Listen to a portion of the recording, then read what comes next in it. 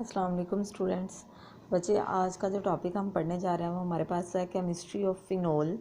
तो सबसे पहले हम देखेंगे कि फ़िनोल क्या होता है। जब भी आपके पास क्या हो, एक बेंजीन रिंग हो और उसके साइड पे जो है वो क्या लगा हो, OH ग्रुप लगा हो, तो उसको हम कहते हैं फ़िनोल। यानी कोई भी एरोमेटिक कंपाउंड, जैसे कि आपके पास क्या है, बेंजीन है और उसके साइड पे क्या अटैच है, OH ग्रुप अटैच है, तो उसको हम क्या कहेंगे, हमारे पास क्या है, फ़िनोल है। और इसका सेकंड नेम और भी क्या होता है, कार्बोलिक एसिड। अब जो है वो हम इसकी सिंथेसिस के मेथड्स पढ़ेंगे।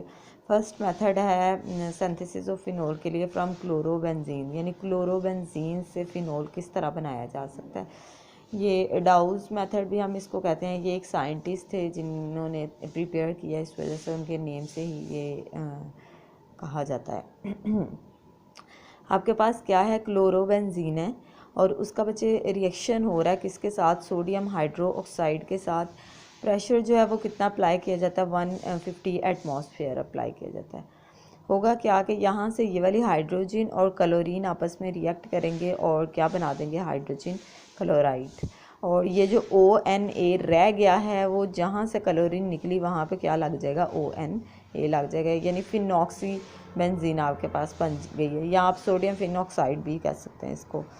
उसके बाद दोबारा से इसका HCl के साथ रिएक्शन होगा, तो होगा क्या कि यहाँ से Na और यहाँ से Cl रिएक्ट करेंगे और क्या बना देंगे, सोडियम क्लोराइड बनाएंगे।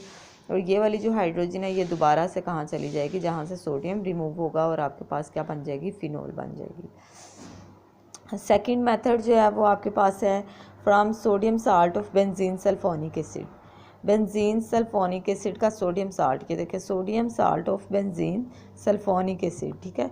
इसका जब रिएक्शन होता है किसके साथ, सोडियम हाइड्रोक्साइड के साथ हमने रिएक्शन देखना है। तो बच्चे होगा क्या, देखें कि आपके पास ये एक सोडियम है, ये दो सोडियम है, Na2 वैसे का वैसे ही आ जाएगा और ये वाली SO3 आपस में उसके साथ रिएक्ट करेगी, यानी आपके पास जो कंपाउंड बनेगा वो क्या होगा, सोडियम सल्फेट। उसके बाद देखें यहाँ पे दो OH ग्रुप हैं, तो यहाँ से अगर H2O यानी वाटर रिमूव हो जाए, ठीक है, तो पीछे जो है वो आपके पास क्या रह जाएगा, ONA, यानी यहाँ ये वाली एक सोडियम और यहाँ से एक ऑक्सीजन जो बची थी, तो वो क्या बन जाएगा, ONA, यानी फिनॉक्सी बेंजीन जो है वो बन जाएगी।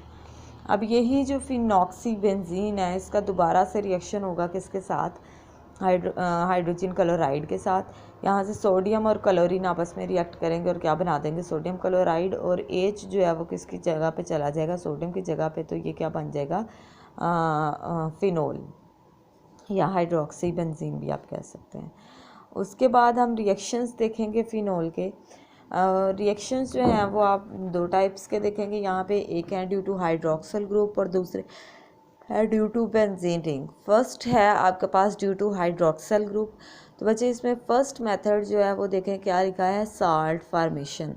साल्ट फार्मेशन जो है वो किस तरह से होती है, आपके पास क्या है, फिनोल है और उसका आपने रिएक्शन देखना है सोडियम हाइड्रोक्साइड के साथ। तो यहाँ से ये वाला OH ग्रुप और ये वाली हाइड्रोजन रिएक्ट करेंगे और क्या बना देंगी, वाटर। और जहाँ से H रिमूव हुआ, जहाँ वहाँ उसकी जगह पे जाके क्या लग जाएगी, सोडियम। तो ये क्या बन गई है, फिनॉक्सी बेंजीन। दूसरा मेथड देखें आपके पास है एस्टर फार्मेशन। फिनोल का रिएक्शन अगर आप देखते हैं किसके साथ, एसिटाइल क्लोराइड के साथ। ये वाली हाइड्रोजन और ये वाली क्लोरीन जो है वो आपस में रिएक्ट करेंगे और क्या बना देंगे, हाइड्रोजन क्लोराइड। और ये जो आपके पास एसिटाइल ग्रुप है ये इस ऑक्सीजन के साथ जाके अटैच हो जाएगा और आपके पास क्या बन जाएगा, बेंजीन एसीटेट। नेक्स्ट जो रिएक्शन है वो आपके पास है रिएक्शन विद जिंक। फिनोल जब जिंक के साथ रिएक्ट करती है और उसको थोड़ी सी हीट दी जाती है, तो हीट करने से ये जिंक और ऑक्सीजन जो है वो आपस में रिएक्ट करते हैं और क्या बना देते हैं, जिंक ऑक्साइड। और जहाँ से ऑक्सीजन का रिमूवल होता है वहाँ पे ये वाली जो हाइड्रोजन है वो अटैच हो जाती है और उसको कन्वर्ट कर देती है किसमें, बेंजीन रिंग में।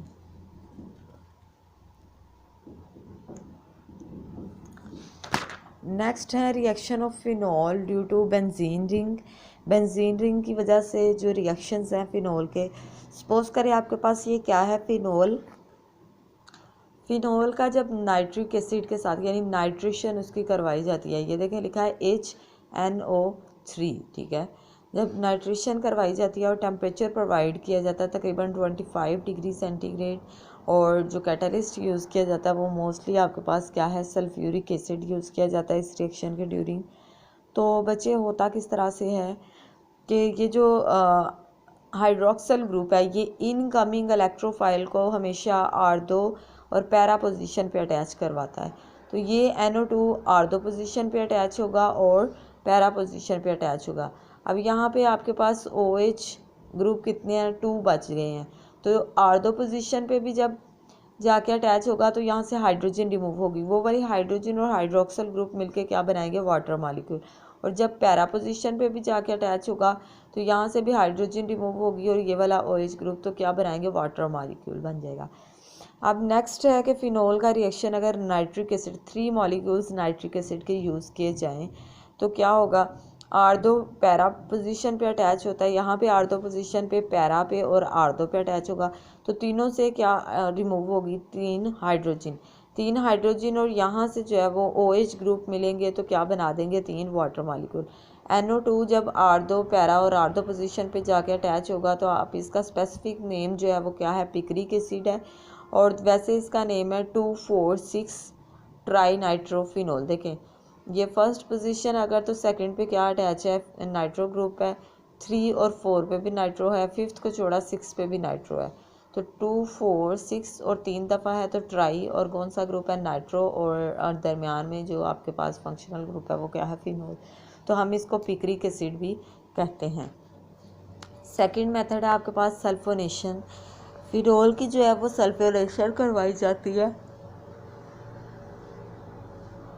फिनोल की वजह सल्फोनेशन करवाने के लिए जो है इसका रिएक्शन सल्फ्यूरिक एसिड के साथ जब हम करवाते हैं तो हमने कहा कि जो फिनोल है यानी हाइड्रोक्सल ग्रुप है वो इनकमिंग इलेक्ट्रोफाइल को हमेशा किस पोजीशन पे अटैच करवाता है, या तो आर्दो पे या फिर पैरा पोजीशन पे।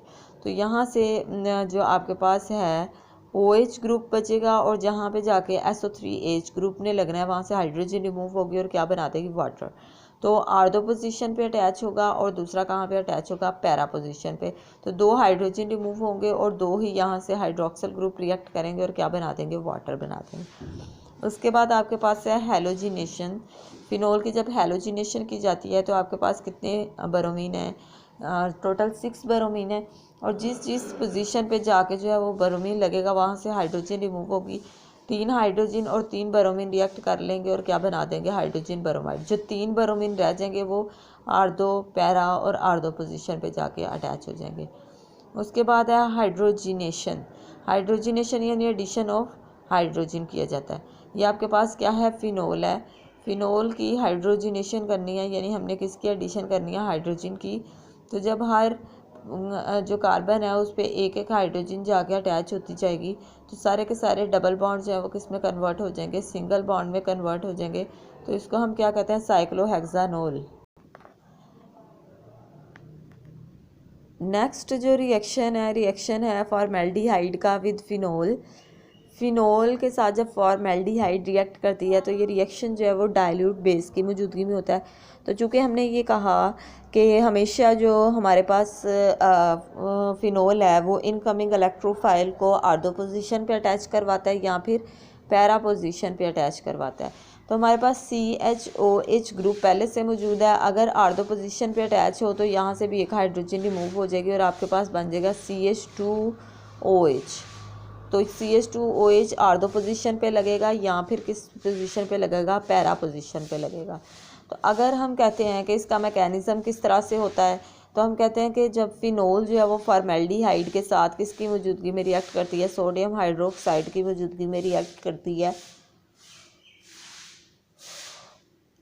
तो बच्चे होता किस तरह से है, देखिए ये आपके पास क्या है, CHOH ग्रुप। लेकिन हम कहते हैं जहाँ जहाँ ये जाके अटैच होगा वहाँ से एक एक हाइड्रोजन लगती है और ये क्या बन जाता है, CH2 ग्रुप बन जाता है। और यहाँ से OH का रिमूवल होता है। तो OH जो है वो रिमूव होती है क्योंकि यहाँ से हाइड्रोजन रिमूव हो रही है। तो वाटर मॉलिक्यूल, अगर एक मॉलिक्यूल से OH रिमूव हो और दूसरे से हाइड्रोजन रिमूव हो तो वाटर मॉलिक्यूल रिलीज़ होते जाएंगे। और इनके दरमियान जो है वो एक तरफ भी देखें अगर आर्दो पोजीशन पे भी OH हो और इधर से भी आर्दो पोजीशन पे OH हो, CH2 दरमियान में रह जाए, OH और OH मिले यानी वाटर मॉलिक्यूल रिलीज हो जाए, और यहाँ से भी तो इस पोजीशन पे भी पैरा पे भी जब अटैच होगा तो पैरा पे भी आपको पता है CH2 OH है, यहाँ से OH और इस पोजीशन से H जो है वो आपस में रिएक्ट करें और क्या रिलीज़ कर देंगे, वाटर मॉलिक्यूल। तो आपके पास जो प्रोडक्ट बनती है फॉर्मेल्डिहाइड के रिएक्शन के साथ, किसका, फिनोल के रिएक्शन के साथ, और एक पॉलीमर जो है वो बनता है जिसको हम क्या कहते हैं, बैकलाइट कहते हैं। ये जो पॉलीमर बन रहा है ये आपके पास क्या है, पॉलीविनाइल क्लोराइड्स में से है, यानी ये जो बैकलाइट फॉर्मेशन हुई है ये डाइल्यूट बेस की मौजूदगी में हो रही थी, और हमेशा जो है वो इनकमिंग जो इलेक्ट्रोफाइल है वो ऑर्थो पोजीशन पे अटैच होगा फिनोल्स के रिएक्शन में, या फिर पैरा पोजीशन पे अटैच होगा, क्योंकि ये ऐसा जो है वो ग्रुप है जो इलेक्ट्रॉन रिलीजिंग ग्रुप है, जो इनकमिंग इलेक्ट्रोफाइल को हमेशा ऑर्थो पोजीशन पे अटैच करवाता है या फिर पैरा पोजीशन पे अटैच करवाता है। तो हमेशा जो है वो इससे डिफरेंट टाइप्स ऑफ पॉलीमर्स बनते हैं, नाइट्रेशन होती है, सल्फोनेशन होती है, हेलोजिनेशन रिएक्शन शो करता है ये। उसके बाद जो है वो हम कह रहे हैं कि लास्ट पे फॉर्मेल्डिहाइड के साथ भी रिएक्शन कर रहा है और डिफरेंट टाइप्स ऑफ प्रोडक्ट बनाता है। जैसे यहाँ पे एक पॉलीमर फार्मेशन हुई थी जिसमें आपके पास जो पॉलीमर बन रहा है वो कौन सा है, बैकलाइट है, जो कि सिंथेसिस में यूज़ किया जाता है किसकी, प्लास्टिक की पॉलीविनाइल क्लोराइड्स वगैरह बनाने के लिए भी इसको यूज़ किया जाता है। उसके बाद जो फ़िनोल है, अगर हम इसकी बात करते हैं तो हम कहते हैं कि जो फ़िनोल है ये ऐसा कंपाउंड्स है जो कि बेंजीन रिंग यानी एरोमेटिक कंपाउंड्स में आता है। तो एरोमेटिक कंपाउंड्स में हमारे पास जितने भी कंपाउंड्स आते हैं, जैसे बेंजीन हो सकती है, नेफ्थलीन हो सकती है, एंथ्रासीन हो सकती है, तो इन सब के साथ जब हाइड्रोक्सिल ग्रुप अगर अटैच हो जाता है तो ये ग्रुप जो है वो अल्कोहलिक फंक्शनल ग्रुप में कन्वर्ट हो जाता है, क्योंकि हाइड्रोक्सिल ग्रुप हमारे पास क्या होता है, अल्कोहलिक फंक्शनल ग्रुप होता है। तो ये तो थे आपके पास केमिस्ट्री ऑफ फिनोल। नेक्स्ट हम केमिस्ट्री ऑफ ईथर्स के बारे में पढ़ेंगे कल। तो आपका इंशाल्लाह जो है ये चैप्टर जो है वो क्लोज़ हो जाएगा, फिर हम नेक्स्ट चैप्टर स्टार्ट करेंगे। तो अभी आपने आज का जो टॉपिक पढ़ा वो थी आपके पास केमिस्ट्री ऑफ फिनोल। कल हमने पढ़ा था केमिस्ट्री ऑफ हाइड्रोक्सिल ग्रुप यानी अल्कोहल्स। तो आज आपने फिनोल्स की केमिस्ट्री पढ़ी है, नेक्स्ट हम जो है वो ईथर्स की केमिस्ट्री पढ़ेंगे। तो चलें जी, ठीक है बच्चे, ये आपने एज इट इज़ जैसे आपको बताया हुआ है मैंने कि याद करते जाना है, वैसे के वैसे ही आपने इसको कर लेना है। अल्लाह हाफिज़।